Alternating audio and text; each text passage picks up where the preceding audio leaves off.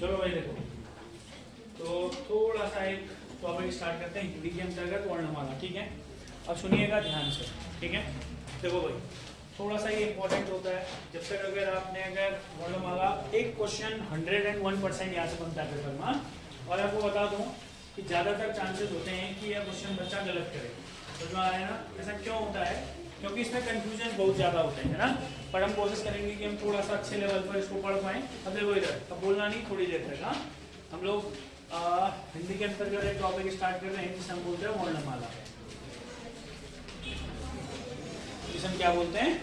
वर्णमाला। अगर हम वर्णमाला की बात करेंगे तो क्या क्या सारी चीजें होती है वर्णमाला के अंतर्गत, पहले इसको थोड़ा सा समझ लेते हैं कि आखिर वर्णमाला क्या है। वर्णमाला में हम क्या क्या चीजें पढ़ते हैं, अब सुनते रहिए बहुत अच्छे तरीके से, है ना, अच्छे तरीके से। देखो आपको एक बात बताते हैं, वर्णमाला हो गया, वर्णमाला के जस्ट बाद पढ़ा जाता है संधि।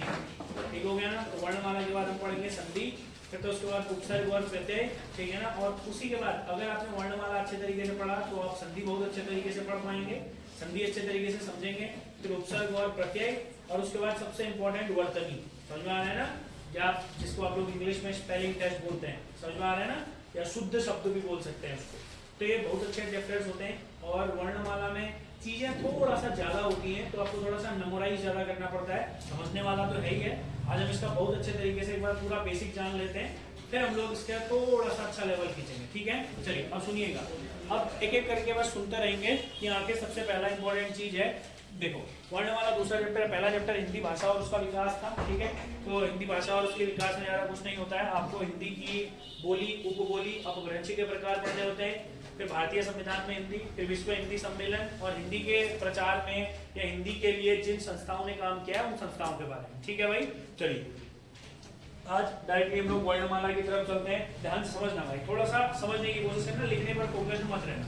चलो वर्णमाला है भाई, जैसे आप लोग पढ़ते हैं अल्फाबेट्स, तो वही अल्फाबेट्स को हिंदी में क्या कहा जाता है? वर्णमाला कहा जाता है। या अगर हम इसकी डेफिनेशन के बारे में बात करेंगे तो वर्णों का जो क्रमबद्ध समूह होता है, ठीक हो गया ना, उसको क्या कहते हैं?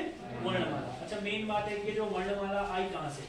देखो दो अलग अलग सी चीजें याद रखना। अगर कभी आपसे पूछा जाएगा वर्ण और अक्षर, बहुत ध्यान से समझना, जो मैं आप लोगों को बेसिक से बता रहा हूँ। कभी भी वर्ण और अक्षर दोनों एक ही चीजें होती है, बट वर्ण लिखित रूप होता है, अक्षर मौखिक रूप होता है। ठीक हो गया ना। तो जो वर्णों की उत्पत्ति हुई है, वर्णों की उत्पत्ति हुई है ध्वनि से। कहां से हुई है? ध्वनि से। बहुत ध्यान से समझते हैं। ठीक है, वर्णों की उत्पत्ति कहां से हुई है सर? ध्वनि से। और अगर हम बात करेंगे ध्वनि की उत्पत्ति कहां से हुई है, तो चाहे आप भाषा वैज्ञानिकों की बात माने, चाहे आप हिंदी इतिहासकारों की बात मानेंगे, तो उनका मानना यह है कि शिव जी ने जब डमरू बजाया था वहीं से आई थी। समझ आ रहा है मैं क्या कह रहा हूँ? और यह बहुत हद तक सही भी है, हमें उससे कोई मतलब नहीं है ज्यादा खास तरीके से। तो हमें सबसे इंपॉर्टेंट चीज वर्णमाला, अब बहुत अच्छे तरीके से सुनते जाना, समझते जाना। ठीक है भाई, लिखने से ज्यादा थोड़ा सा समझने पर फोकस रखना।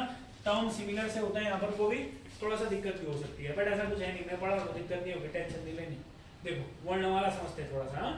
तो मैंने क्या बोला, सबसे पहले आपको बताइए वर्णों का क्रमबद्ध समूह। अच्छा सर, वर्ण कहाँ से आया? आप लिख सकते हैं, अभी लिखना नहीं है, पहला इंपॉर्टेंट पॉइंट है क्रमबद्ध समूह को ही वर्णमाला कहा जाता है। अच्छा, मेन बात यह है फिर सर वर्ण कहाँ से आए, तो याद रखना है वर्ण की उत्पत्ति ध्वनि से हुई है। ध्वनि की उत्पत्ति शिव जी के द्वारा करी गई, तो शिव जी आगे तो बात वहीं खत्म हो गई। समझ आ रहा है मैं क्या कह रहा हूँ? चलो आगे की ओर बात करते हैं। जो हिंदी वर्णमाला है, हिंदी वर्णमाला के अंतर्गत कुल 52 वर्ण है। कितने वर्ण है? 52 वर्ण है। समझ आ रहा है? वर्णमाला, हिंदी वर्णमाला के अंतर्गत अगर हम बात करेंगे जो कुल वर्णों की संख्या है वो कितनी है? 52, 52 वर्ण है। कितने वर्ण है सर? 52 वर्ण। ठीक हो गया। अब ध्यान समझना, अगर आपसे एक और डेफिनेशन इसकी पूछता है, ये तो हमने बस बता दिया कि भैया वर्णमाला क्या होती है। ठीक हो गया ना। वर्णमाला में 52 वर्ण है, क्रमबद्ध समूह होता है। अब मेन क्वेश्चन आ जाता है कि वर्ण क्या होता है। सुनते रहना बस अच्छे तरीके से। अब मेन पॉइंट यह आता है कि वर्ण क्या होता है, ध्यान से समझना। ठीक है, और मैंने अभी आप लोगों को बताया वर्ण या अक्षर एक ही चीज होती है। वर्ण मेन बात है जिसके टुकड़े न किए जा सके, यानी कि जिसके खंडन न किया जा सके, उसको क्या कहा जाता है? वर्ण कहा जाता है। क्लियर हो गया ना? अरे जैसे ना, अच्छा एक शब्द होता है क्षति पहुंचना। क्षति पहुंचने का मतलब क्या होता है? हानि होना। क्लियर हो गया ना? तो एक बार बताओ, क्षर का मतलब भी क्या होगा सर? हानि होगा। और उसके आगे से लग गया है ओ, क्या लग गया है? ओ का मतलब क्या होता है सर? नेगेटिव वर्ड होता है, ऋणात्मक, या बोल सकते हैं नकारात्मक। समझा ना?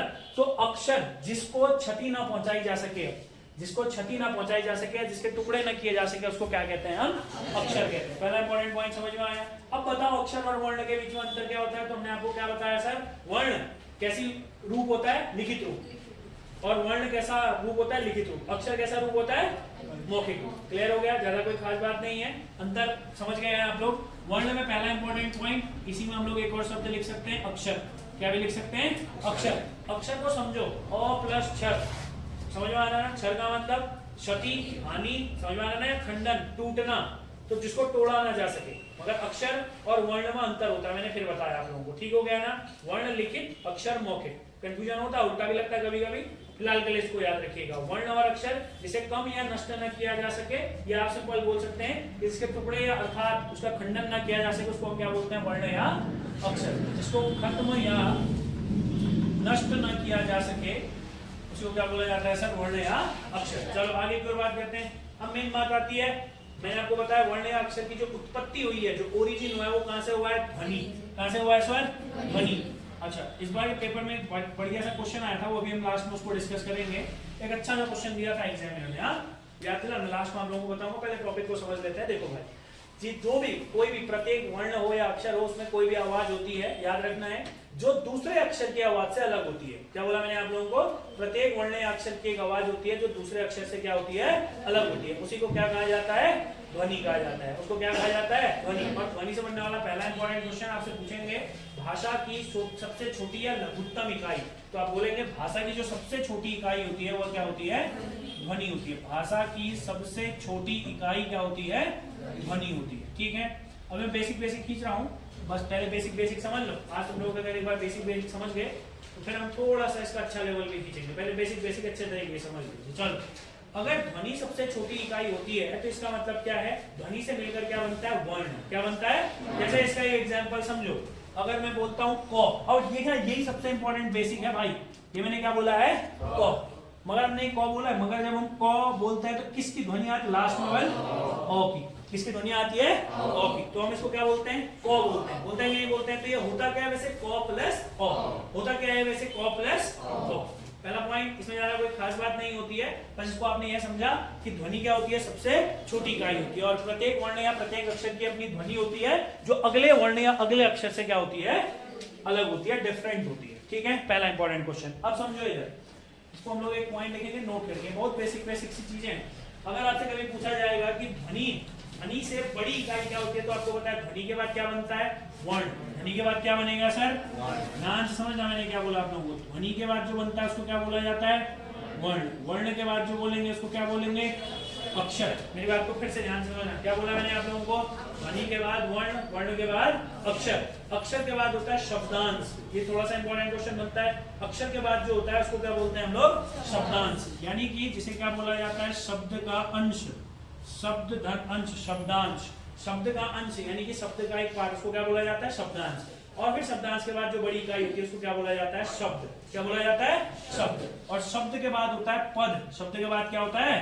पद। शब्द के बाद क्या होता है? फिर से बोलिए, पद। और पद के बाद जैसे ही आप आगे की ओर बढ़ेंगे तो होता है पदबंध, या जिसे हम लोग बोलते हैं वाक्यांश, या जिसे बोला जाता है उपवाक्य। समझ में आ रहा है ना? पद के बाद क्या आता है सर? पदबंध, या जिसको हम लोग क्या भी बोलते हैं? वाक्यांश। वाक्य पद के बाद जो आएगा आगे को उसको बोलते हैं वाक्यांश, यानी कि वाक्य का एक अंश। और फिर आता है हमारे पास क्या? वाक्य। क्या आ जाता है? वाक्य, सेंटेंस। तो मुझे एक क्वेश्चन बताओ, ध्यान से समझना, मैंने आपको बताया। अगर आपसे बोलेगा भाषा की सबसे छोटी इकाई तो क्या बोलोगे? अगर पूछेगा सबसे बड़ी इकाई तो क्या बोलोगे? वाक्य। क्लियर हो गया ना? तो ये इंपॉर्टेंट क्वेश्चन है। वाक्य भाषा की सबसे बड़ी इकाई होती है, लघुत्तम इकाई होती है, सबसे बड़ी इकाई होती है वाक्य। और अगर आपसे पूछेंगे सबसे छोटी इकाई तो आप बोलेंगे ध्वनि होती है। ठीक है, ये दोनों चीजें याद रखना, सबसे छोटी इकाई और सबसे बड़ी इकाई, और इसके बीच का जो आपका सीरीज है ये। अब अगर हम बात करते हैं इसके बाद, वाक्य के बाद, ध्यान से समझना, एक होता है पैराग्राफ। इंग्लिश में पैराग्राफ बोलते हैं ना, उसी को अगर आप हिंदी में बोले उसको बोला अनुच्छेद। क्या बोला जाता है? अनुच्छेद। अनुच्छेद के बाद होता है अध्याय। क्या आ जाता है? अध्याय। अध्याय के बाद तो फिर रचना या पुस्तक ही आ जाती है। ठीक है, फिलहाल के लिए इतना कॉन्सेप्ट को याद रखिए। इसमें कोई डाउट है? फिर हम लोग थोड़ा सा आगे की ओर चलते हैं, 52 वर्णों के बारे में बात करते हैं एक एक करके।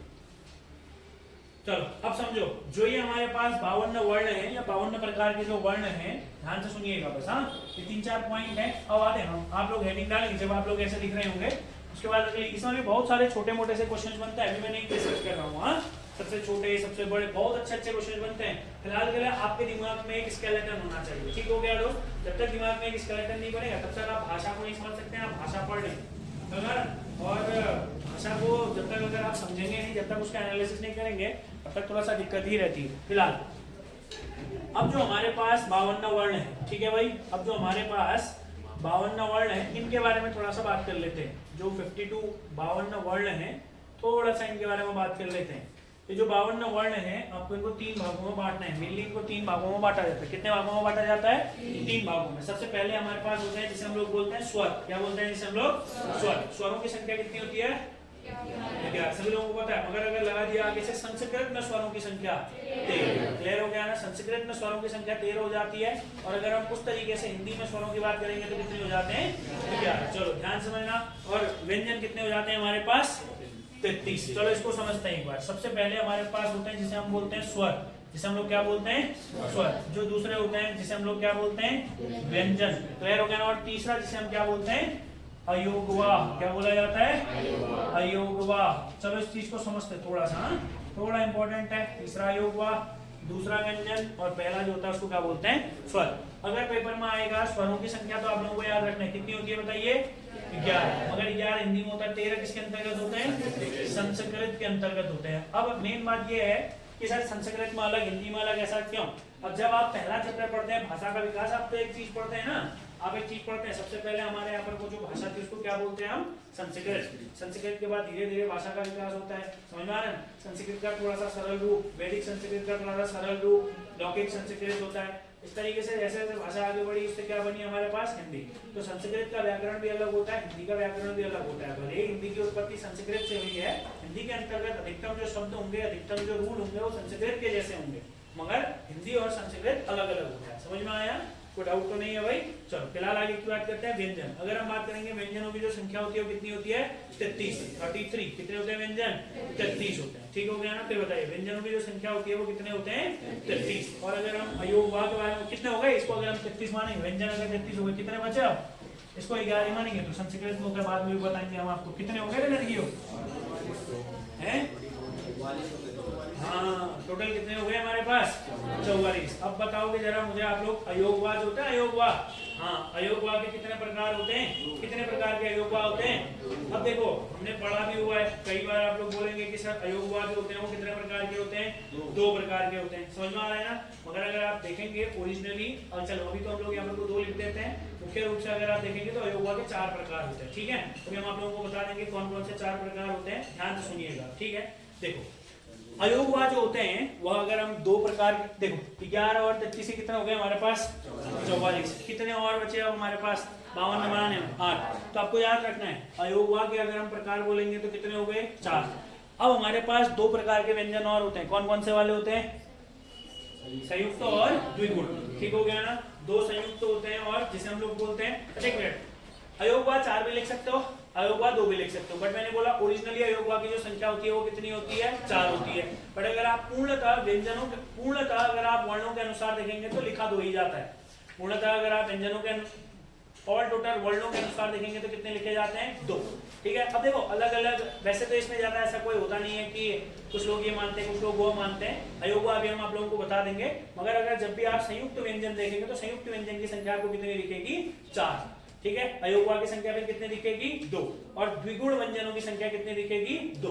ठीक है, मगर इसको हम लोग लास्ट में ही डिस्कस करते हैं। कभी भी याद रखना, एक अयोगवाह हो गया, द्विगुण व्यंजन हो गया और संयुक्त व्यंजन हो गया। इन तीनों का सिस्टम थोड़ा सा अलग चलता है।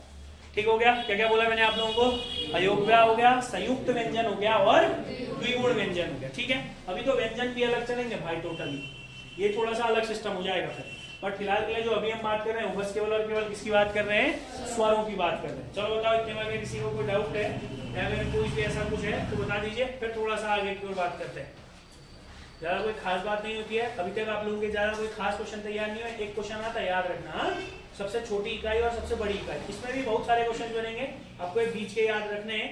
ध्वनि से, वर्ण से, अक्षर से, शब्दांश से, शब्द से, पद से, वाक्यांश से और फिर वाक्य तक, ठीक है ना। वाक्य से भी बड़ी इकाई अनुच्छेद हो जाती है, वो हम लोग अभी बात नहीं कर रहे, ठीक है। वर्ण या अक्षर किसे कहते हैं? जिसको खत्म या नष्ट न किया जा सके। वर्ण वाला क्या होता है? क्रमबद्ध समूह होता है। क्रमबद्ध समूह अभी वर्तमान समय में अगर आप देखेंगे तो कितने वर्ण हिंदी वर्णमाला में? 52 वर्ण है। आप लोगों ने वोवल और कॉन्सोनेंट सुना हुआ है? हाँ, तो स्वरों को ही वोवल कहा जाता है। इंग्लिश में जब आप पढ़ते हैं अल्फाबेट्स में, तो जो स्वर होते हैं उन्हीं को वोवल कहा जाता है। कौन से होते हैं? वोवल्स, A-E-I-O-U, ठीक हो गया ना। उनको क्या बोला जाता है? वोवल। और कॉन्सोनेंट बोला जाता है व्यंजनों को। किसको बोला जाता है? व्यंजनों को कॉन्सोनेंट बोला जाता है वोवल्स के अलावा। फिलहाल के लिए अभी हम लोग स्वरों के बारे में बात करते हैं। अब ध्यान से सुनना, स्वर, ठीक है। देखिएगा, हिंदी के 11 जो स्वर होते हैं वो कौन कौन से होते हैं? बताओ तो जरा, पता है तुम्हें? अच्छा, स्वर की पहले परिभाषा बात कर लेते हैं। अभी तक ये बेसिक चल रहा है, देखिए कुछ भी अच्छा तरीके से, मतलब कोई भी एग्जाम ओरिएंटेड नहीं है। 2 पॉइंट्स को छोड़ करके कोई भी पॉइंट एग्जाम ओरिएंटेड है ही नहीं अभी तक, ठीक है। सबसे छोटी इकाई और सबसे बड़ी इकाई, इन दोनों के अलावा कोई भी एग्जाम ओरिएंटेड नहीं है। चलो अब फिलहाल समझो इधर, हाँ ध्यान से सुनना, पहले इतना याद हो जाए तो ये ज्यादा बढ़िया है। स्वर जैसे ही आप पढ़ेंगे उसके बाद आप हेडिंग डालेंगे सबसे पहले स्वर। अब आप मुझे बताएंगे स्वर की परिभाषा क्या होती है? क्या होता है स्वर का मतलब? हाँ, जिन वर्णों का उच्चारण बिना किसी की सहायता से किया जाए उनको क्या कहा जाता है? स्वर कहा जाता है। क्लियर हो गया ना? मतलब जब भी आप स्वरों का उच्चारण करेंगे तो उस समय में आपको किसी भी दूसरे वर्ण की आवश्यकता नहीं पड़ेगी। समझ में आया? ये तो लिखना नहीं है, जरा कोई खास नहीं है, ये तो आप समझ ही रहे हैं।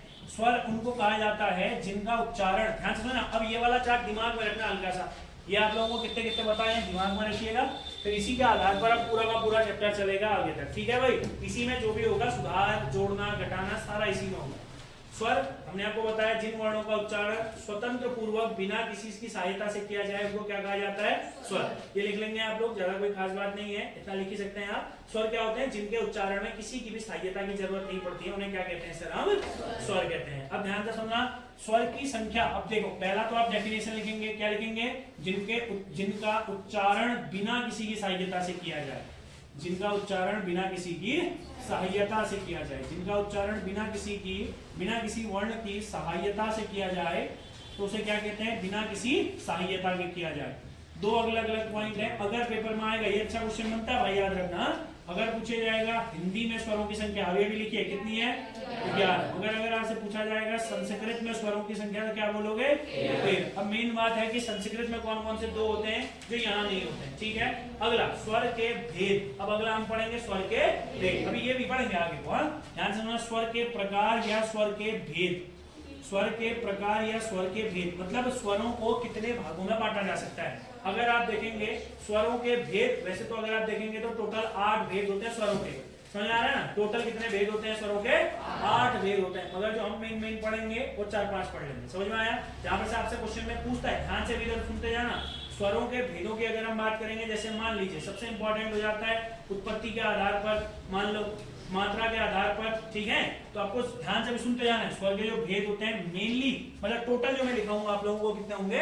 8 प्रकार से होंगे। 8 प्रकार से हम स्वरों के भेदों को क्या करेंगे? डिवाइड करेंगे। आगे अगला पॉइंट, अब ध्यान से समझना भाई, इन्हीं के बारे में बात करना है। सबसे पहले ये 11 और ये 13, फिर स्वरों के भेद तो आराम से होते रहेगा, ठीक है। अब देखो एक बात समझो, स्वरों के भेद मतलब क्या होता है ना? प्रकार, कितने प्रकार से आप स्वरों का उच्चारण कर सकते हैं।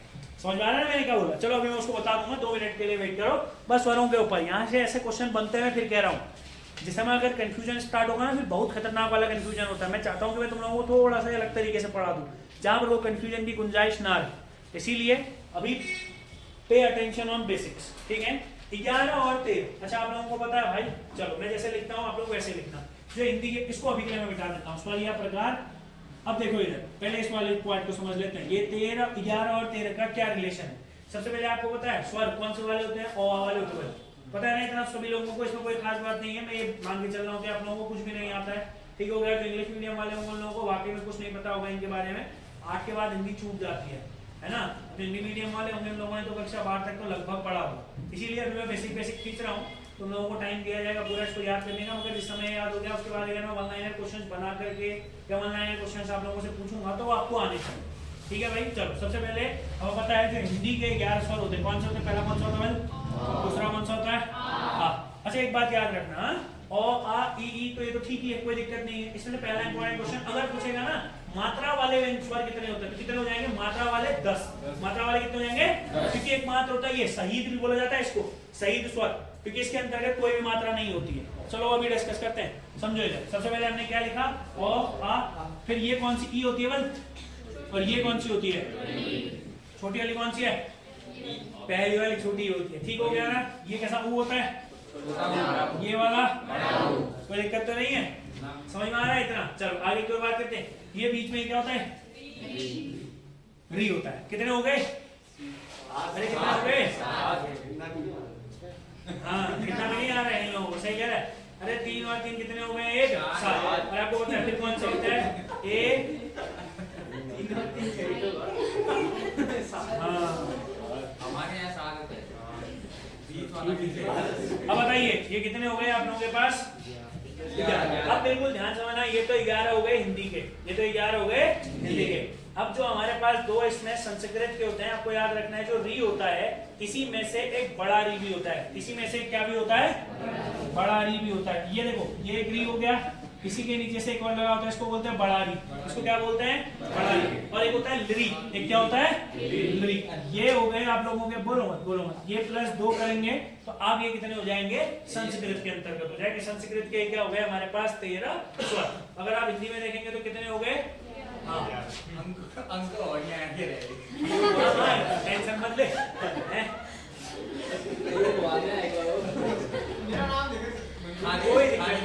कोई दिक्कत नहीं आएगा, थोड़ी में आएगा। गधे कहीं के जोश। हाँ सही पढ़ा है तुमने। इधर देख, इधर देख जोश। तो मैं भेजता हूँ नहीं तो फिर से GIC स्कूल दे इधर। चलो इधर देखना। अब मेन बात यह है कि देखो ये जो बड़ा री होता है और जो लरी होता है, इसका प्रयोग ना किया जाता है। इनका प्रयोग संस्कृत के अंतर्गत किया जाता है। जो ऋतु होता है, ऋतु के अंतर्गत बड़ा वाला री लगता है, समझा? जैसे आप कृपया लिखते हैं, कृपया के अंतर्गत वो लरी लगता है। क्या लगता है? लरी। कृपया लिखें आप, चाहे पित्र लिखें, पित्र के अंतर्गत भी कौन सा वाला लगता है? लरी वाला लगता है। समझ में आया? अब ध्यान तो सुनना, ये इतने में किसी को कोई डाउट है? मगर इन दोनों का प्रयोग याद रखना है, हिंदी के 11 स्वरों से अलग होता है। ठीक है, इन दोनों का प्रयोग हिंदी है। अब ये बाद में स्वर, ये जब आप बाद में संधि पढ़ेंगे वहां काम आता है। समझ में आ रहा है ना? फिलहाल के लिए इसको याद रखो, कोई डाउट तो नहीं है इसमें। अब बढ़ते हैं आगे की ओर। अब है स्वरों के भेद। अब भेद का मतलब यही होता है प्रकार, कि स्वर के प्रकार कितने हैं। इसको मिटा देता हूँ, ये वाला दिमाग में रखना बस भाई। जो मैंने बताया था 11, फिर उसके बाद कितने थे? 33। क्लियर हो गया ना? उधर 2 2 और 4 थे। याद है ना आप लोगों को? चलो कोई दिक्कत नहीं भी है, हम याद करा देंगे भाई। फिलहाल के लिए इतना तो याद रखो जो बताया जा रहा है। डिवीजन करा देंगे तो पढ़ा रहे हैं। हाँ, ये दोबारा से मैं स्टार्ट कर दिया मैंने चैप्टर। इन लोगों ने नहीं पढ़ा हुआ है, इन लोगों ने नहीं पढ़ा, इसीलिए तो मैंने पहला चैप्टर नहीं डिस्कस किया यहाँ पर को। इसके सॉरी स्वर पढ़ा, जिन लोगों को व्यंजन में नहीं पहुंचे थे तब। अभी इसके बाद व्यंजन भी पढ़ाएंगे, ठीक है? चलो देखो देखो भाई, देखो स्वरों के भेद।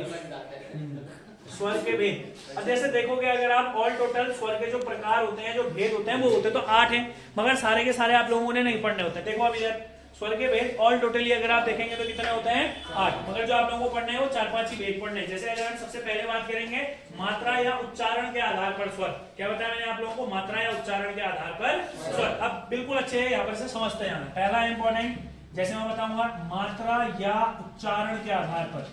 बोलो किसके आधार पर? अच्छा, मात्रा की डेफिनेशन क्या होती है? मात्रा का मतलब क्या होता है? मात्रा की डेफिनेशन क्या होती है बताइए? उच्चारण के समय लगने वाले समय को क्या कहा जाता है? मात्रा। यानी कि जब भी आप कोई भी चीज बोलते हैं, आप उसको बोलने में जो उसमें मात्रा का प्रयोग होता है, कितना समय लेते हैं, उसी को क्या कहा जाता है? मात्रा कहा जाता है। उच्चारण के समय लगने वाले समय को क्या कहते हैं? मात्रा कहते हैं। चलो पहला इंपॉर्टेंट चीज, या मात्रा या उच्चारण के आधार पर। मैं जरूरी नहीं है के आधार पर लिखना। पहला भेद हमने क्या बताया? 8 भेदों में से मेन वाले भेद बता रहे हैं आप लोगों को। पहला कौन सा है? मात्रा या उच्चारण के आधार पर स्वर के भेद। मात्रा या उच्चारण के आधार पर 3 प्रकार के होते हैं। ध्यान से समझना जो मैंने आप लोगों को बताया। जैसे हम लोग बोलते हैं ह्रस्व, दीर्घ और पलुत। क्या बोला मैंने आप लोगों को? ह्रस्व, दीर्घ और पलुत। इसको मैं मिटा दे रहा हूं अभी के लिए, ठीक है? इसके 3 प्रकार फिर से होते हैं। अब बिल्कुल अच्छे तरीके से सुनते जाना, इसी के आधार पर ये पूरा का पूरा सॉल्व हो जाएगा भाई। ठीक है। और जैसे बता रहे हैं इसको ऐसे ही याद रखें तो ज्यादा बेटर है। बताइए मात्रा या उच्चारण के आधार पर जो हमने सबसे पहले स्वर का भेद बताया आप लोगों को वह कौन सा था? ह्रस्व स्वर। कौन सा स्वर था? ह्रस्व स्वर। फिर बताइए दूसरा कौन सा था? दीर्घ स्वर। और तीसरा प्लुत स्वर। अब देखो इन तीनों की एक बार डेफिनेशन समझ लो। अगर हम ह्रस्व के बारे में बात करेंगे तो इसको बोला जाता है, अगर आप इसको हिंदी में बोलेंगे तो जो छोटे वर्ण होते हैं जिनके उच्चारण के समय में बहुत कम समय लगता है। समझ में आ रहा है ना? दीर्घ। अब देखो इधर से क्या होता है ना, ध्यान समझना भाई, जितना ह्रस्व में लगेगा समझ में आ रहा है, उसका दुगना लगता है दीर्घ में, समझ में, और उसका तिगुना लगता है कहाँ? प्लुत स्वर में। समझ में आ रहा है ना? कोई डाउट तो नहीं है इसमें? अगर किसी को कोई डाउट है तो आप बता दीजिए। यही कारण है कि इसको एक मात्रिक, द्विमात्रिक और त्रिमात्रिक भी कहा जाता है। ठीक हो गया? तो इसको मैं क्या भी लिख सकता हूँ? ह्रस्व स्वर, या इसी को कौन से स्वर भी लिख सकते हैं? एक मात्रिक भी लिख सकते हैं। इसको हम लिख सकते हैं द्विमात्रिक स्वर, और इसको हम लिखेंगे कितना? चलो पहला अभी बस मात्रा या उच्चारण के आधार पर है। चलो इसी को पहले कंप्लीट कर लेते हैं। अब इसको थोड़ा सा समझने की कोशिश करेंगे। देखो अगर हम ह्रस्व स्वरों के बारे में बात करेंगे, जो ह्रस्व स्वरों की संख्या होती है वह होती है 4। ह्रस्व स्वरों की संख्या कितनी होती है? 4। और जो ये 4 स्वर होते हैं इन्हीं को एक और क्वेश्चन। अब देखो इसीलिए मैं बोलता हूँ कि यहाँ कंफ्यूजन बहुत ज्यादा होता है। एग्जामिनर आपसे कुछ भी पूछ सकता है, इस बात को समझना। समझ में आ रहा है? इसको हम लोग या तो और एक और चीज लिख सकते हैं, मूल स्वर। इसको हम एक और चीज लिख सकते हैं क्या?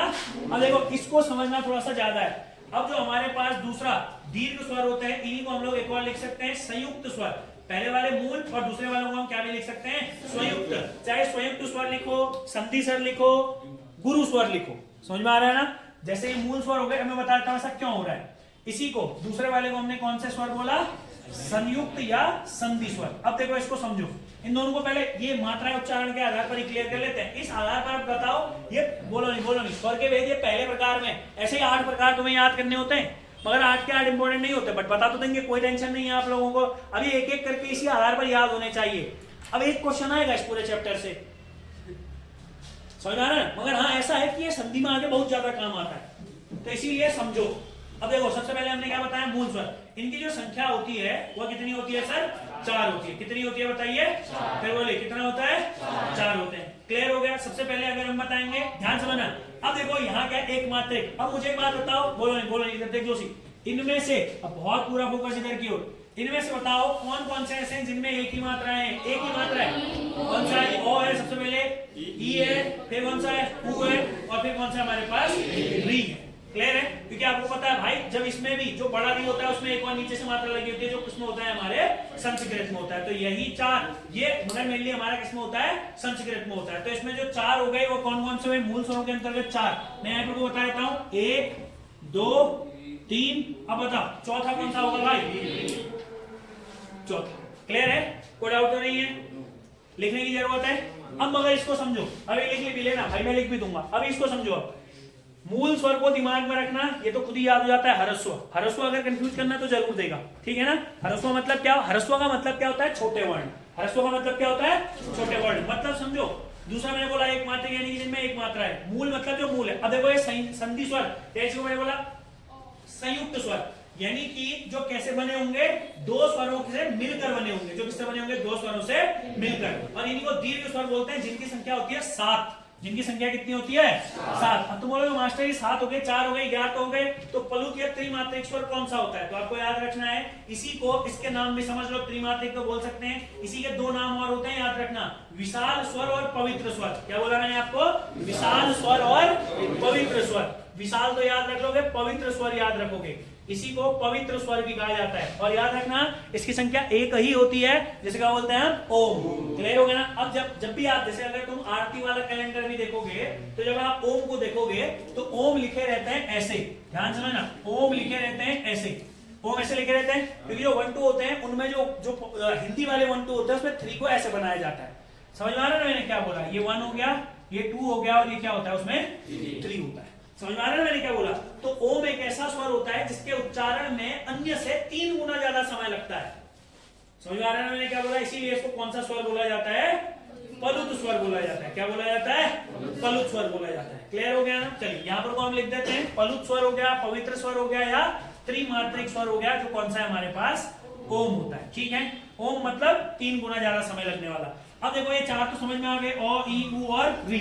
अब है मेन, ये जो दीर्घ या द्विमात्रिक या संधि स्वर है, ये जो 7 दीर्घ या द्विमात्रिक या संधि स्वर है, इसमें से भी 2 प्रकार होते हैं, याद रखना, सजातीय और विजातीय। और जैसे मैं बता रहा हूं उनको ऐसे ही याद रखिएगा। क्या बोला मैंने आप लोगों को? सजातीय और विजातीय। अब इसको थोड़ा सा समझना भाई। सबसे पहले हमारे पास होता है आ, कौन सा होता है? आ। फिर होता है कौन सी? बड़ी। हाँ, ई नहीं बोलना भाई, बड़ी है तो क्या बोलोगे? बड़ी। ये क्या है हमारे पास? बड़ा। या 3 होते हैं हमारे पास सजाती। अब देखो ध्यान से, ये जो 7 हैं इनके भी 2 प्रकार होते हैं भाई, ध्यान से समझना भाई। एक होते 3, एक होते हैं 4। ये जो 3 होते हैं इनको बोलते हैं सजातीय। क्या बोलते हैं इनको? सजातीय। जो एक जैसे स्वरों से मिलकर बने हुए हैं। जैसे अगर हम लिखते हैं यहाँ पर को आ, और अगला लिखते हैं हम इसमें ई, और इसमें लिखते हैं हम अगला उ। जब भी आप आ, अब देखो यहीं से आता संधि विच्छेद का बेसिक। जो आ होता है ये दो ओ को मिलकर बनता है। किससे बनता है? ये ओ प्लस ओ धन ओ। ई बनेगा ई प्लस ई, उ बनेगा उ प्लस उ। तो इन्हीं को इसीलिए क्या बोलते हैं? सजातीय स्वर। अगर हम बात करेंगे बाकी के जो 4 बचते हैं इनको बोलते हैं विजातीय। क्या बोलते हैं? विजातीय। अब देखना ये इंपॉर्टेंट है भाई, विजातीय स्वर। विजातीय मतलब जो एक जैसे से नहीं बने, विजातीय स्वर। इनको कौन से सर बोलते हैं? विजातीय स्वर। बचे कौन कौन से हमारे पास? चलो एक काम करें, ध्यान से समझना। जिनमें डब्बा लगाया हुआ है, ये डब्बे वाले कौन से हो गए हमारे पास? सजातीय। विजातीय कितने बचे हैं हमारे पास? अच्छा एक बार, ये किस में आएगा? अगर आप देखेंगे वैसे तो ये भी इसके अंतर्गत ही आता है। ये भी कौन सा होता है हमारे पास? सजातीय। मगर ये सजातीय कैसे बन जाता है फिर? संस्कृत के अंतर्गत बड़ा री बन जाता है। कौन सा री बन जाता है? बड़ा री बन जाता है। ठीक है, अभी के लिए इंपॉर्टेंट नहीं है, उसको अभी के लिए छोड़ेंगे फिलहाल। अब जो 4 विजातीय होते हैं ये कौन कौन से बताए मैंने आप लोगों को? सबसे पहले देखो, सबसे पहले है ए, ऐ, ओ और ओ। अब देखो इसको ना सबसे पहले ना आपको ना इसका प्रोनाउंसिएशन करना आना चाहिए। देखो ये ना अ ई होता है, ये क्या होता है? ऐ। इधर देखो ये ए जो बना होता है ये ओ और ई से मिलकर बना होता है। किससे मिलकर बना होता है? ओ और ई से। इसको बोलते हैं ऐ। क्या बोलते हैं इसको? ऐ। और इसको बोलते हैं अ ए। ध्यान से समझना, इसको बोलते हैं अ ए। देखो ये अ प्लस अब ये वाला ए, ये वाला ए इधर आ गया। अब ये वाला ए खुद इन दोनों से मिलकर बना हुआ है। समझ में आ रहा है मैं क्या कह रहा हूं? इसको बोलते हैं ए, इसको बोलते हैं ऐ। इन दोनों को समझना भाई, ये ए, ये ऐ, ये ए, ये है ऐ। ये अभिगाम, ये संधि विच्छेद में सबसे ज्यादा काम आता है भाई। क्या है ये? ऐ। ये क्या है? ऐ और ऐ। आगे बात करते हैं ओ। जो ओ होता है वह किससे मिलकर बना होता है? ओ प्लस उ से मिलकर बना होता है। ओ प्लस किससे मिलकर बना होता है? उ से। और जो हमारे पास होता है ओ, क्लियर हो गया ना? ये किससे मिलकर बनाता है? ओ और ओ।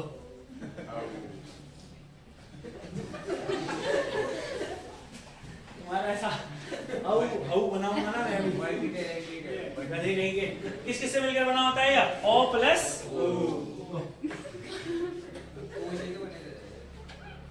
चलो ठीक, ओ प्लस उ और ओ प्लस ओ। क्लियर है ना? तो आपको याद रखना है ये कौन से हो गए फिर हमारे पास? सजातीय और विजातीय। अब तुम खुद सोचो भाई, यहां पर से कुछ भी क्वेश्चन बना सकता है इतने सारों में से। और ये जबकि अभी स्वर के भेदों में पहला भेद है। समझ में आ रहा है ना? ये मैं पढ़ा था तो मैं स्पीड में भी पढ़ा सकता था, कोई दिक्कत नहीं थी। बट मैं जानबूझकर अभी इसको स्लो लेके आऊं क्योंकि आप लोगों में से मैक्सिमम लोगों ने नहीं पढ़ा हुआ है। आप इसको कितने भी बार पढ़ लीजिए, जब तक आपको बाय हार्ट याद नहीं होगा या आपको ऐसे ही याद नहीं होगा तब तक कंफ्यूजन अराइज होते रहेंगे। और पेपर में ना वहां से जब बोलोगे ना, क्योंकि पेपर में ऐसा होता है सब एक ही जैसे लगते हैं वहां तो, है ना? बहुत ही गड़बड़। वो तो कल भी सब एक ही जैसा लगने वाला है। हाँ, कोई दिक्कत नहीं है, मगर फिर भी हम सिखाएंगे। मैंने क्या बोला, इसीलिए आपको क्या बोलता हूँ मैं, हिंदी में सबसे इंपॉर्टेंट चीज होती है दोस्त प्रैक्टिस। अगर तुम्हारे पास देखो भाई हिंदी ना लैंग्वेज है। अच्छा बात बताओ, आप जब बोलते हैं इंग्लिश, जब भी आप बोलते हैं, जब भी आप अगर इंग्लिश सीखनी है, अगर आपको इंग्लिश सीखनी है, जितना आप इंग्लिश बोलेंगे उतना आप फ्लुएंसी लाएंगे अपने अंदर, उतने आपको नए वर्ड आएंगे। वही चीज यहाँ भी है, हिंदी में भी वही चीज है। तो ये प्रैक्टिस से आएगी भाई, जब तक प्रैक्टिस नहीं करेंगे। अब मान लो जब तक अभी ये वर्णमाला जब कंप्लीट हो जाएगी तो मैं आपको उसके बहुत सारे क्वेश्चंस कराऊंगा। समझ में आ रहा है ना? अब डिपेंड करता है कि तुम कितने ऑनेस्टी से, तुमने कितना पढ़ा हुआ है, किस हिसाब से तुम क्वेश्चंस को कर रहे हो। मैं तो अपना काम करूंगा ही, अरे मैं कितने क्वेश्चन जो करा लूंगा ये भी तो सोचो। अगर तुम्हारे पास बुक होगी, लूसेंट ऑब्जेक्टिव तो सबके पास लगभग होनी चाहिए भाई हिंदी की, उसमें से बस सॉल्व करते रहो। जितने प्रीवियस ईयर है उन पर ज्यादा नजर रखो थोड़ा सा। और ऐसा नहीं है कि एक बार मैंने सॉल्व कर दी है, 2-3 बार उसको सॉल्व करो भाई। आपको पता है ना परीक्षा का सीक्रेट एक ही है दोस्त। जैसे ना मैं आपको एक बात बताता हूँ, तुमने सोचा है कि कभी ना कई सारे टीचर्स पेपर नहीं निकलते। मैं अपनी खुद की बात बताता हूँ, कई बार कभी 1 नंबर 2 नंबर 2.5 नंबर, इससे ज्यादा फासला मेरा कभी नहीं रहा। पेपर निकले कुछ नहीं निकले, और जो नहीं निकले इतना ही रहा फासला। क्यों पता है? कारण बस एक ही होता है, एग्जाम ओरिएंटेड अप्रोच। मेरे को पता मेरा पेपर है, अगर मेरे को पता मेरा पेपर है 2 हफ्ते पहले, स्टार्टिंग में जब हम अपने पेपर के लिए पढ़ेंगे तो डन निकलेगा, अभी भी है वो। अगर लगेगा कि मेरे को अपने हिसाब से पेपर देना है, 2 महीने अगर अपने हिसाब से तैयारी करी जाए तो अच्छे नंबरों के साथ निकलेगा। बट यार तुम खुद सोचो, हम ना पेपर कभी ऐसा नहीं है, पेपर होता है ना डेली का रूटीन वही होता है हमारा, जो हमारा होता है पेपर होता है तो दूसरे दिन उठते बस डायरेक्ट पेपर हॉल में जाते। कभी ऐसे नहीं कि मतलब पेपर है यार रिवीजन कर लेना चाहिए, एक बार पूरा देख लेना चाहिए, एक बार मॉक टेस्ट लगा लें, कोई मतलब ही नहीं होता है। तो मुझे पता है ना क्या क्या गलतियां होती है। मेरे को पता मेरा कंटेंट बेस्ट है, मैं जानता हूँ, समझाना लगभग बेस्ट रहेगा, इसकी गारंटी है मेरी, गारंटी दे रहा हूँ, समझा, जितना मैं पढ़ाता हूँ। बट मेन बात है मैं मॉक टेस्ट क्यों कराता हूँ? इसीलिए ताकि आप रूटीन में बने रहें दोस्त, आप इस चीज को पढ़ते रहें। अभी पेपर से पहले मेरे कई सारे प्लान्स हैं, मैं आपको पहले भी बहुत बार बता चुका हूँ ये सारी चीजें। बट यार अपने आप को अपडेटेड रखो, पेपर तभी निकलेगा, पढ़ते सब हैं, सब पढ़ते हैं भाई। पेपर उसी का निकलता है जो पूरे मेहनत से पढ़ेगा और लास्ट तक एग्जाम ओरिएंटेड चीजें पढ़ेगा, एग्जाम ओरिएंटेड प्रैक्टिस करेगा, मॉक टेस्ट देगा, प्रैक्टिस पेपर लगाएगा, तब पेपर निकलेगा। पढ़ के पेपर कभी नहीं निकलेगा। समझ में आ रहा है ना? हाँ, मैं इसको आपको पहले भी बता चुका हूं। आप कोई भी सब्जेक्ट ले लीजिए, अभी तो बस हिंदी की बात हो रही है ना, आप कोई भी सब्जेक्ट ले लीजिए बच्चों, कोई भी सब्जेक्ट। जैसे एक और बहुत अच्छा कारण हो पेपर ना निकले, करंट अफेयर्स, फोकस नहीं रहता है ना, क्योंकि क्या होता है, अब मेन बात ये होती है कि हमें कंटेंट, हमारा जो क्लास का कंटेंट होता है बच्चे का सब्जेक्ट क्लियर करना होता है। करंट अफेयर थोड़ी पढ़ाएंगे भाई नहीं बच्चों का, कोई भी बच्चा हो यार, तुम लोगों को भाई पहले सब्जेक्ट को क्लियर कराएंगे ना। करंट अफेयर तो तुम्हारा खुद से पढ़ना बनता है कि नहीं बनता, तुम खुद बताओ भाई। टीचर के ऊपर, हाँ टीचर तुम्हें कर सकता है, तुम पढ़ो, टीचर पेपर ले सकता है, उसके बाद करंट अफेयर का बना करके चीजें समझा सकता है। टीचर का काम होता है सपोर्ट करना आगे को, आपके बेसिक्स को क्लियर करना, समझ आया ना? तो आप उस पर काम करिए, बाकी तो आपका टीचर करेगा ही भाई, ठीक है। बाकी जैसा आप लोगों को बेटर लगता है, ये तो मैं हर बार ही बताते रहता हूँ तुम लोगों को। पहला पॉइंट समझ में आया आप लोगों को, मात्रा या उच्चारण के आधार पर। चलो बढ़े आगे की ओर थोड़ा सा, अब है आगे की ओर, ध्यान समझना, जिसे हम लोग बोलते हैं ओष्ठाकृति के आधार पर। किसके आधार पर सर? ओष्ठाकृति। ओष्ठाकृति क्या होती है सर? होंठ की आकृति। किसकी आकृति सर? होंठ की आकृति। कि होठों की आकृति कैसी बनेगी? तो एक काम करो, उससे पहले बस मैं एक बार आप लोगों से एक चीज कह रहा हूँ, इसको 1 मिनट के लिए बिना देखे एक बार लास्ट पेज में लिखो, तो बस एक ही बार कोशिश करो, याद हो रहा है नहीं हो रहा है, लिखने की कोशिश करो ऐसे ही जैसे यहाँ लिखा हुआ है, सारी की सारी चीजें। बस एक बार कोशिश करो, स्वर के भेद, मात्रा या उच्चारण के आधार पर पूरा का पूरा। चलो एक बार लिखने की कोशिश करो बिना देखे। चलो लिख लिया होगा आप लोगों ने, लिखा भाई सभी लोगों ने, कोई डाउट तो नहीं है? चलो अब देखो इधर, अब हमारे पास अगला 2 होता है ओष्ठाकृति के आधार पर। ओष्ठाकृति बोलेंगे तो ओष्ठ का मतलब होता है होंठ, आकृति का मतलब होता है शेप, ठीक है। तो ओष्ठाकृति के आधार पर यानी कि होठों की आकृति के आधार पर इसमें बस 2 भागों में स्वरों को बांटा जाता है। आप जानते हैं वृत्ताकार और अवृत्ताकार, वृत्ताकार और अवृत्ताकार। अब आप जब भी, अब देखो भाई तो तुम खुद से देखो 1 मिनट के लिए, जब भी आप देखेंगे इन सारे स्वरों को, ठीक है भाई, तो आप इन स्वरों में से बस एक चीज देखो कि कौन कौन से ऐसे स्वर होते हैं जिनको बोलने में होठों की आकृति गोल हो जाती है, वृत्ताकार हो जाती है। तो आप देखेंगे केवल और केवल वृत्ताकार जो स्वर होते हैं उनकी संख्या कितनी होती है? 4। कौन कौन से होता है? 2 तो क्या हो गए हमारे पास, उ हो गए, और ओ और औ हो गया। क्लियर है ना? तो यही 4 स्वर होते हैं जो कौन से होते हैं? वृत्ताकार स्वर होते हैं। देखो भाई इसमें ज्यादा कोई भी खास बात नहीं है, उ और ओ और औ। क्लियर है दोस्त? ये 4 होते हैं, बाकी के जितने भी बचे 7 हैं वो अवृत्ताकार हैं। कौन कौन से हैं? ओ हो गया, चाहे आप आ बोलिए, ई बोलिए, बड़ा ई बोलिए, ऊ तो हो गया हमारे पास, फिर हमारे पास हो गया ए और आई। क्लियर है भाई? तो बचा हमारे पास कौन सा? और री। ठीक है, ये सारे के सारे कैसे होते हैं? बस ये तो इजी होता है, इसमें कोई दिक्कत नहीं। थोड़ा सा एक कंफ्यूजिंग होता है मात्रा या उच्चारण के आधार पर। मात्रा एक मात्रिक, द्विमात्रिक, त्रिमात्रिक। एक मात्रा के जितना समय जिसमें लगता है, 2 मात्रा के जितना, 3 मात्रा के जितना वाला तो एक ही है। यहाँ पर को भी 4 + 7 है, वहां पर को भी कितना है? 4 + 7। अब थोड़ा सा आगे बढ़ते हैं, जीभ के आधार पर या जिह्वा के आधार पर, यानी कि जिस समय भी आप स्वरों का उच्चारण करते हैं तो उस समय में आपकी जो जीभ होती है, कौन सी वाले जीभ के हिस्से का प्रयोग होता है, इसको बोलते हैं जीभ के आधार पर। किस आधार पर बोलते हैं? जीभ के आधार पर। और जो जीभ के आधार पर स्वरों के भेद होते हैं वो 3 प्रकार से होते हैं। कितने प्रकार से होते हैं? 3 प्रकार से होते हैं। जब भी आप जीभ के आधार पर देखेंगे तो आप जानते हैं अग्र स्वर, मध्य स्वर और पश्च स्वर। यानी कि जब जीभ के आगे वाले हिस्से का प्रयोग होगा तो अग्र स्वर, जीभ के मध्य वाले हिस्से का प्रयोग होगा तो मध्य स्वर, और जब पीछे वाले हिस्से का प्रयोग होगा तो पश्च स्वर। और आपको याद रखना है सर, जो हमारे पास सबसे इंपॉर्टेंट होता है वो कौन सा होता है? हमारे चार तीनों के तीनों इंपॉर्टेंट हैं, मगर जो मध्य स्वर होता है वो हमारे पास बस एक ही होता है। कौन सा? ओ। कौन सा होता है? ओ। जब भी आप ओ बोलते हैं तो जो जीभ का मध्य वाला भाग होता है वो थोड़ा सा अंदर की ओर चले जाता है। ध्यान से समझना भाई, साइड वाला दिख रहा है? चलो देखो, हाँ मैं भी जा रहा है तो बताएंगे, रुक जाइए एक मिनट, अभी बताएगा, तू ही बताएगा। आप कहाँ जा रहे हैं? अग्र और मध्य और पश्चिम। मध्य वाले में बस एक, अच्छा ये तो कोई दिक्कत नहीं है ना। अग्र किसे कहेंगे? ऐसा तो नहीं है, मतलब अग्र मतलब जिसमें जीभ के आगे वाले हिस्से का प्रयोग हो, मध्य मतलब जिसमें मध्य वाले का प्रयोग हो, और जिसमें पिछला भाग का प्रयोग हो। अब देखो इधर, जब कभी भी आप ओ हो गया, चलो ओ के बाद क्या आएगा? आ। तब तक आप नहीं बोल पाएंगे जब तक आपका जीभ का आगे, जब तक आपका जीभ का पीछे वाला हिस्सा नहीं लगेगा। आगे वाला लग रहा है, पीछे वाला सर कहीं तो होगा तो आगे वाला लग रहा है। कैसे बोलोगे भाई? नहीं है ना भाई, अभी हाँ बताओ कहाँ वाले हिस्से का प्रयोग होता है? चलो इधर देखो, अग्र स्वर याद रखना। इधर देखो, बोलो नहीं भाई। मध्य स्वर क्लियर हो गया, कोई दिक्कत नहीं है। जो हमारे पास अग्र स्वर होता है वो थोड़े से इंपॉर्टेंट होते हैं, ई और ए और आई और री, और कौन सा होता है? री। ये 5 के 5 हमारे पास कैसे होते हैं? अग्र स्वर होते हैं। कौन कौन से होते हैं अग्र स्वर? बताओ। याद देखो, इधर लिख दे रहे भाई। सबसे पहले क्या है? ई, ए, आई और री। ठीक हो गया ना? री भी जब आप बोलेंगे तो आगे वाला, ई में भी आगे वाला और ए में भी आगे वाला। ठीक है, ये 5 हो गए हमारे पास। कौन से वाले? अग्र। ये हो गए मध्य। कितना हो गया हमारे पास? 6। बचे कितने हमारे पास? 5। कौन कौन से बच गए हमारे पास? बताओ जरा।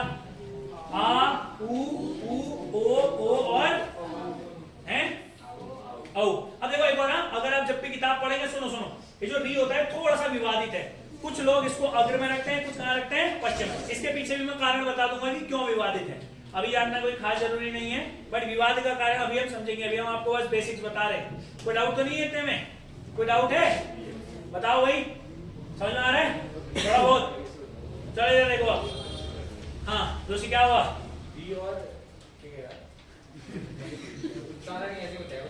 किसका? री और लरी। हाँ, री और लरी। ये जो होता है वो लरी होता है। ये तो री हो गया, ये बड़ा री हो गया, और ये हो गया लरी। री, बड़ा री और लरी, छोटा री। हाँ ठीक है, चलो और बताओ, कोई डाउट्स हैं? हाँ सेकंड है, इसको तो आगे बारी भेज एक चक्कर। चलिए भाई, अग्र हो गया, मध्य भी हो गया और पश्चिम भी हो गया। चलो एक और होता है हमारे पास अगला, जो चौथा भेद होता है उसको बोलते हैं मुखाकृति के आधार पर। किसके आधार पर? मुखाकृति। यानी कि जब आप इनका प्रोनाउंसिएशन करेंगे तो आपके मुंह की आकृति कैसी बनेगी। मुखाकृति के आधार पर फिर से 4 प्रकार के होते हैं। कितने प्रकार के होते हैं? 4 प्रकार के होते हैं। जैसे सबसे पहला होता है संवत स्वर, जिसमें मुंह लगभग बंद रहता है। अर्ध संवत, जिसमें मुंह थोड़ा सा खुल जाता है। अब जिसमें विवर्त होता है, फिर जिसमें थोड़ा सा ज्यादा से खुला रहा। और सबसे अंत में कौन सा होता है? अर्ध विवर्त, जिसमें मुंह आधा खुले रहता है। अब कई लोगों को तो अर्ध विवर्त और अर्ध संवत में कंफ्यूजन ही कंफ्यूजन होता है। मास्टर वहां कह रहा था बस मुंह थोड़ा सा खुला रहे, यहाँ कह रहा बस मुंह थोड़ा सा बंद रहे। अंतर केवल दोनों में। समझ आ रहा है? चलो इतना समझ में आया? अब सुनो इधर, अभी बस मैंने आप लोगों को 5 हल्के हल्के से प्रकार बताए हैं। अब जो बाकी के 3 हल्के हल्के से प्रकार बताएं। अब जो थोड़े से अगले 5 हैं उनमें से 2-3 तो इंपॉर्टेंट है, जिनके बारे में हम बात करेंगे। बट पहले यार एक काम कर लेना, कल मैं कोशिश करूंगा कि स्वर वाला टॉपिक बहुत अच्छे तरीके से कंप्लीट हो जाए। ठीक है, फिर व्यंजन तो भी जाएंगे। चलो फिलहाल इतना ही। हाँ कल टेस्ट भी होगा, ये भी होगा। चलो